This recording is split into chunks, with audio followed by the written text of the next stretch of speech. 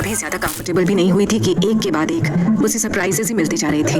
पहले उसको आईने में कैद करने वाली लक्ष्य की बीवी ईरा का टकराना, और फिर रुद्र से सामना, और अब ये शख्स जिसको देखकर रक्षिता के पैरों तले जमीन खिसक गई। रुद्र के बगल में खड़े उस शख्स को देखकर रक्षिता की आंखें फटी की फटी रह गईं। ब्लैक सूट में इस टॉल, डार्क और हैंडसम लड़के को देखकर वो हैरानी के साथ मन ही मन बोली, ये यहाँ क्या कर रहा है? रक्षिता को पसीना आने लगा।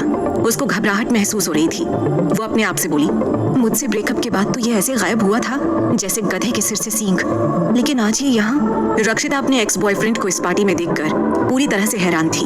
जब से रक्षिता को उसने डंप किया था तब से वो अचानक ही रक्षिता को हर जगह से ब्लॉक करके गायब हो गया था। रक्षिता ने कई बार अपने एक्स बॉयफ्रेंड रचित को रीच आउट करने की कोशिश भी की थी, लेकिन वो हर बार नाकाम रही। तब तक रचित उसकी जिंदगी से बहुत दूर जा चुका था। आज अचानक से इस तरह मेरे सामने आकर खड़ा हो जाएगा, सोचा नहीं था कभी। रक्षिता मन ही मन बड़बड़ाई। रचित को इस तरह से पार्टी में देखकर तुरंत रक्षिता ने क्लच से अपना फोन निकाला और तन्वी को कॉल किया। रक्षिता के चेहरे के सारे हाव भाव पूरी तरह से बदल चुके थे। उसको कुछ समझ नहीं आ रहा था कि वो क्या करे। रक्षिता अपने आप से बोली, समझ नहीं आ रहा मैं इस नेगेटिव एनवायरनमेंट में कैसे रुक पाऊंगी। मुझे इस पार्टी में रुकना चाहिए या वापस चले जाना चाहिए। फिर उसने अपनी बेस्ट फ्रेंड से बात करने की सोची। तन्वी के कॉल पिक करते ही रक्षिता बोली, हेलो तन्वी, यार तुझसे कुछ बेहद इंपॉर्टेंट बात करनी है। टाइम की पाबंद तन्वी ने अपनी दोस्त से पूछा। हाँ बोल, कैसे याद किया इस टाइम? तन्वी के इस जवाब को सुनकर रक्षिता मुंह बनाते हुए बोली, मैडम अब अगर कुछ इमरजेंसी है तो टाइम तो नहीं देखूंगी, सीधा तुझे कॉल ही करूंगी ना ही प्रॉब्लम ये सोचकर आएगी। अजीब बात कर रही है। रक्षिता की ये बात सुनकर तन्वी जोर से हंसी और बोली, हाँ ट्राई कर ले, क्या पता तेरी मुसीबत थोड़ा टल जाए। रक्षिता इस वक्त जिस सिचुएशन में थी, ऐसे में उसके लिए तन्वी का ये लेम जोक बर्दाश्त कर पाना मुश्किल था। वो गुस्से से बोली, ये मजाक का वक्त नहीं है, I am really serious. Tanvi ने तुरंत अपने फोन को दोनों हाथों से संभाला और अपनी डाइनिंग हॉल की विंडो की तरफ बढ़ी और बोली, चल अब ज्यादा फुटेज मत खा और जल्दी बता क्या हुआ। तन्वी की बात पर रक्षिता ने पूरा रचित पुराण कह सुनाया। रक्षिता की इन बातों पर तन्वी ने अपना सिर हिलाया और उसको समझाते हुए बोली, देख बहन, तूने पहले ही उस चोमू के लिए बहुत आंसू बहा लिए हैं। अब अगर तूने उसके बारे में सोचा भी तो देख लेना, मुझसे बुरा कोई नहीं होगा। और हाँ, एक बात सुन। तन्वी बात पूरी भी नहीं कर पाई थी कि रक्षिता ने बीच में ही टूका, सुन ही तो रही हूँ तेरी इतनी देर से। इस पर तन्वी स्माइल करते हुए बोली, एक काम कर, अभी पार्टी में जा और एक जोर का लाफा कान के नीचे जड़ दे उसके। अपनी बेस्ट फ्रेंड से मिली इस सलाह को सुनकर हंसते हुए रक्षिता बोली, तू सच में पागल तो नहीं हो गई है, या कहीं तूने पी तो नहीं रखी है? रक्षिता के इस बेहूदे से सवाल पर तन्वी ने कहा, देख मैं बिल्कुल सही कह रही हूँ, उस जैसे चोमू लकड़ बग्गे ऐसी ही चीजें डिजर्व करते हैं। अब ज्यादा टाइम वेस्ट ना कर और कर ले दिल की आग ठंडी। अपनी दोस्त की बातों को सुनकर रक्षिता ने कॉल डिस्कनेक्ट किया और मन ही मन खुद से बोली, हाँ रक्षिता, हाँ तन्वी बिल्कुल सही कह रही है। जैसे इस धोखेबाज रचित ने तेरे साथ किया है ना, आज एक तमीज का लाफा इसको जड़ी दे, बाकी जो होगा देखा जाएगा। यही सोचते हुए रक्षिता ने अपने कदम अपने एक्स रचित की तरफ बढ़ा दिए।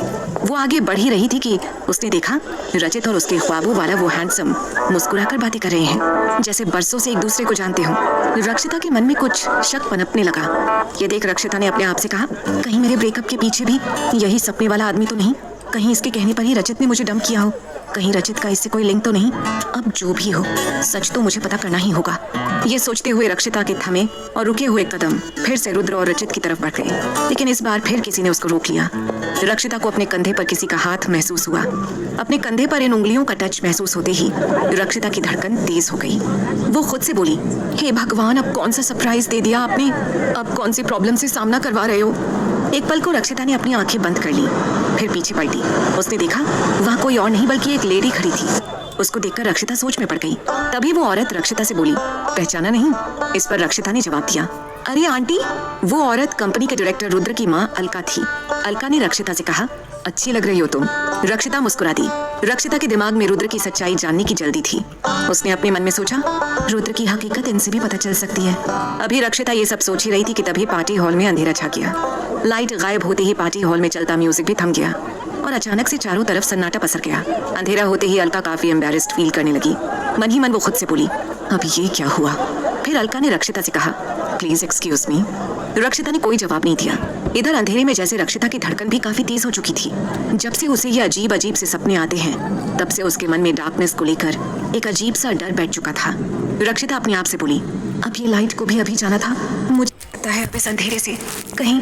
रक्षिता की बात पूरी होती उससे पहले ही उसकी नाक तक एक खास तरह की खुशबू पहुंची जो काफी जानी पहचानी सी थी। जब कभी सपने में यक्ष उसके करीब आता है तो उसे इसी स्मेल का अनुभव होता है। ये सूंघते ही रक्षिता की धड़कनें जैसे रुक गईं और उसका शरीर जम गया। सही तो नहीं, कहीं रुद्र और वो। तभी लाइट वापस आ गई। रक्षिता ने चैन की सांस ली और बोली, थैंक गॉड लाइट आ गई, वरना आज तो मेरी जान ही निकल जाती। लेकिन वो स्मेल कहाँ से आ रही है? ये सोचते सोचते रक्षिता उस पार्टी हॉल में उस स्मेल का सोर्स ढूंढने लगी और उसी डायरेक्शन में जाने लगी। फिर अचानक से रक्षिता रुकी और इधर उधर देखते हुए बोली, लेकिन रजत और रुद्र कहाँ पर हैं? अभी थोड़ी देर पहले तो यहीं कहीं खड़े थे।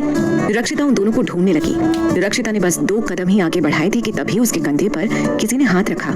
इस हाथ के टच से जैसे रक्षिता के बदन में करंट सा दौड़ गया। वो सोच में पड़ गई। रक्षिता ने अपने आप से सवाल किया, अब कौन हो सकता है ये, रुद्र या यक्ष?